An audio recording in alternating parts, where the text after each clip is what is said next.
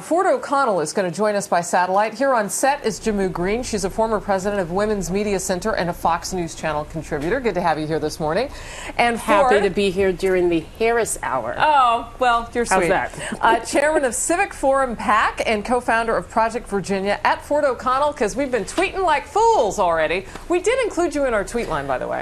I just retweeted Ford's retweet. Oh, you did? Yes. Wow. That's kind of lazy it's always tweeting. a good day when I get to hang out with you and Harris. You're sweet. Ford, I want to start with you this morning because I was reading in detail the energy proposal, because now it's being talked about on the trail now from Governor Romney and Congressman Paul Ryan, the energy proposal that would include 3 million jobs. Are we seeing now perhaps a pivot back to the thing that people say they care about most, away from all the other distractions that the party and really everybody in the country have been witnessing in the last 96 hours?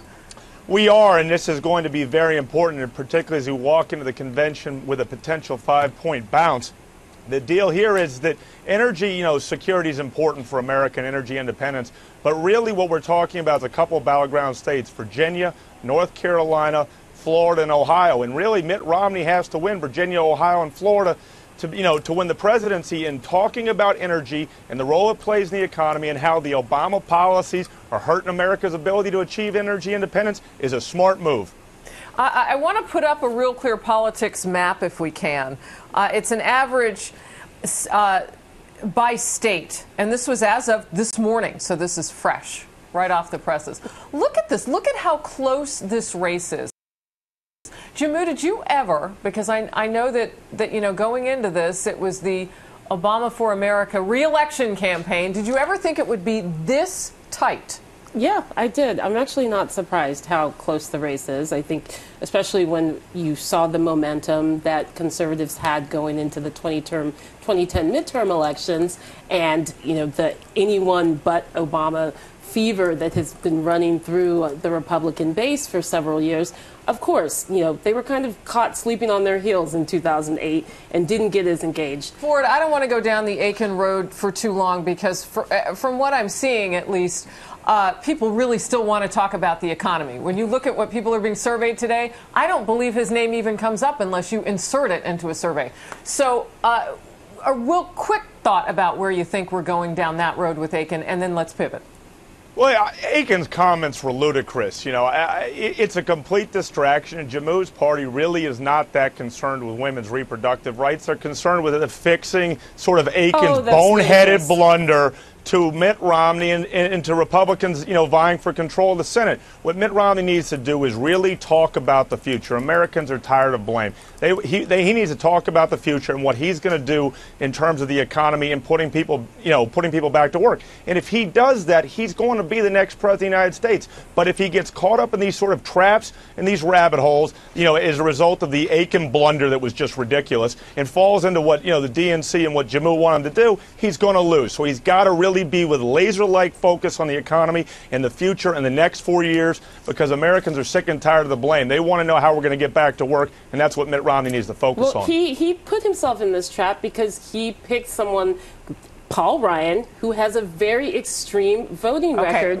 and has very extreme positions on choice. And for Ford to say, I love the sound of his voice, I'd listen to him as long as I could. Well, that's but sweet. For him to say that Democrats do not really care about reproductive rights is ludicrous in and of itself. That is the only thing that is stopping women from being controlled by the government right now. It's the Democratic Party. Jehmu, I think it's ridiculous that you would say that women are single-issue voters, particularly in the latest Gallup poll when only 41% of Americans identify themselves as pro-choice. I'm not going to walk into a social issue battle with you because this is about the economy. Let's bring it to a halt there. I want to move on now and talk about the campaign in general. And I think what you guys are doing, going back and forth like this, is indicative a little bit of what people say they're a little sick of in terms of the candidates. That's absolutely right. Okay, so Pastor Rick Warren, who we got to know very well during the last election cycle because he played a pivotal role. Remember, he had his forum, and we all watched that. It was like a debate, but kind of a different type of a debate. Pastor Rick Warren, late yesterday, announced cancellation of his Obama-Romney forum at the Saddleback Church, citing uncivil discourse between the two campaigns. Ford, why?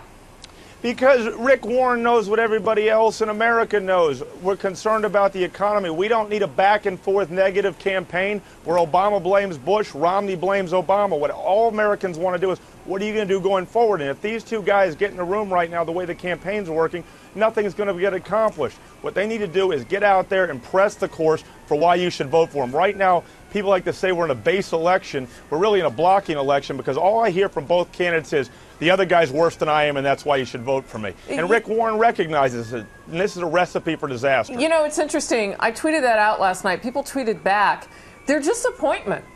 Interestingly enough, they said that Pastor Warren missed an opportunity here to hold the campaigns accountable. Because for a while there, it was almost like a protest vote, wasn't it, Ford? Like just anybody but Obama. That's what you would hear people say. But now, in fact, things have been outlined, and people do understand the differences. How would that better benefit the Republicans, perhaps? Well, I think the Republicans needed to put forth a bold, clear vision. Look, Harris, in the last 100 years... Have they done that? Well, they're working on it, and I think it's going to be very important for them to do it during the convention with 76 million voters watching because, frankly, Jehmu is right to an extent that a lot of people don't know a heck of a lot about Mitt Romney, and this is his chance to connect with him. And if he can knock the ball out of the park during the convention, we're not going to be talking about Akin. We're not going to be talking about this sort of back and forth. We're going to be talking about the future and what we can do and how my party can better incorporate Hispanics and women, because my party, as we've discussed before on this show, my party cannot continue to be the party of old fat white men. We got to move forward, and this is a good opportunity for us to do it. Put forth an economic vision and show the many faces of the Republican Party. You're putting a lot of eggs into the Tampa convention basket for Governor Romney. I want to talk about conventions for a second. I think you and I are kind of going down the same road here, and I want to kind of handicap it for people so they understand the power of the convention and where the convention is not so powerful. They really are depending on Governor Romney to finally show himself, prove himself. He's been running basically for president for the last 7 years.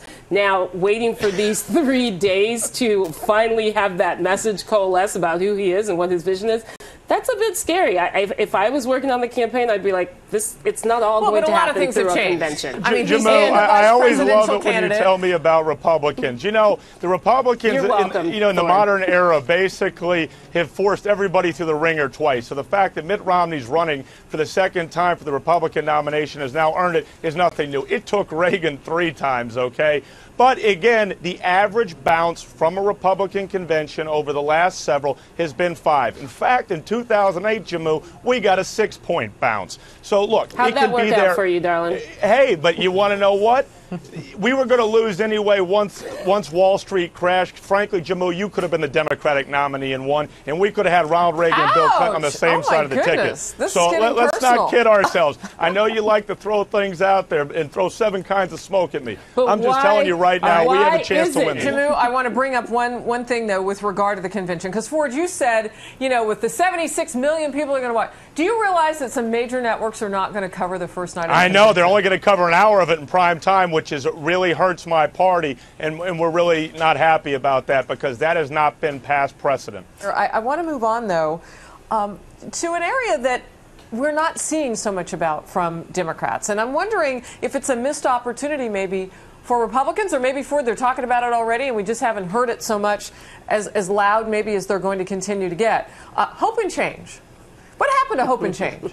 It's despair and joblessness, and now it's attack and blame. But I haven't seen one poster, one bumper sticker. It's all OFA, which stands for Obama for America. What happened, Jehmu?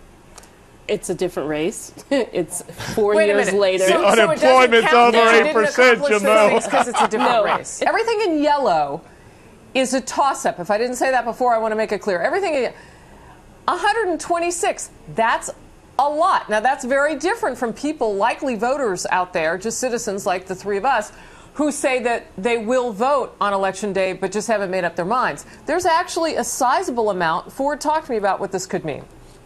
You know, this election could really come down to the last couple of weeks because of where the electoral map's in flux, and it's really up to each candidate. But, you know, Mitt Romney, for him to be the next president of the United States, he has to win Ohio, Florida, and Virginia. And essentially, if he loses any one of those 3, his chance of winning the White House is essentially dead in the water. So we're probably going to know by 10 p.m. in November who the next president of the United States is. And that's why you're watching both candidates really just sort of go from Virginia, Florida, Ohio, Colorado, Wisconsin, back. And that's what I think we're going to see. And it's really kind of sad because the rest of America misses out on this.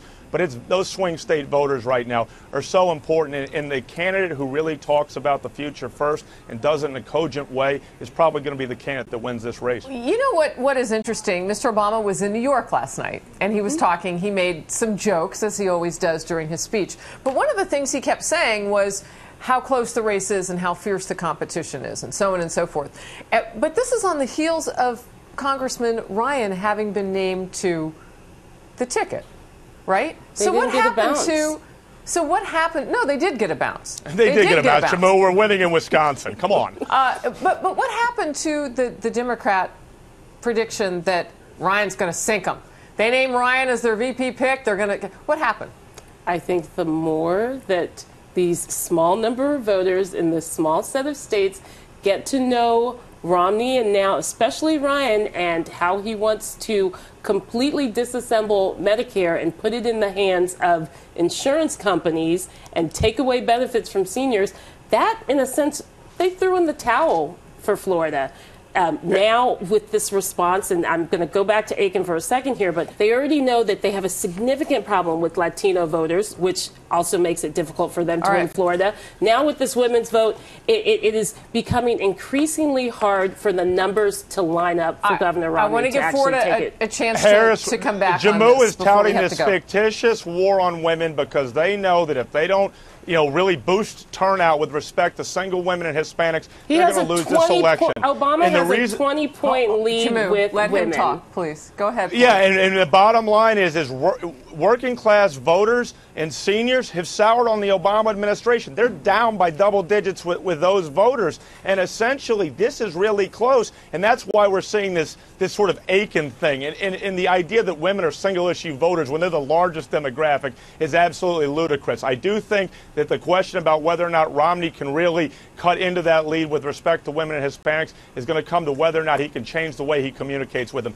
And if he can do that, cut that down and keep the white working class voters and the rural voters and seniors where they are, President Obama's going to be pumping his own gas in November. And the good thing is we'll be able to bring the gas price down then. Well, for anybody who could actually change his opinion on as many issues as Governor Romney has, I'd say he might have Jehmu, a shot Gallup at says that President Obama is a bigger flip-flopper. The only person who could. And unfortunately, I have to bring this train to a mind. halt. I wish we could keep going down the tracks, but I can't let you shoot that across the bow without bringing up the gay marriage in this country. I mean, you want to talk about somebody changing their minds, President Obama on that issue. So, and he was wrong to do it. He did it because it was politically convenient for him to do it. He was wrong. He was on the wrong side when he was supportive of gay marriage and went to run for U.S. Senate and made a shift there and then shifted back as president. That's wrong. No politician should do that. He didn't come out and say he was for gay marriage because the majority of the battleground states are against it. When it involves a breakfast food. I said I didn't like to see it. I don't like to see it at all. All right, you guys, good to see you. Jehmu, Greene, Ford O'Connell. Let's keep tweeting each other. Everybody is live on the chat. Lady Gripon says the only change I have seen is an increase of cost for my medical insurance. Thanks a lot to this administration. So I am keeping an eye on that. Thank you both for being here.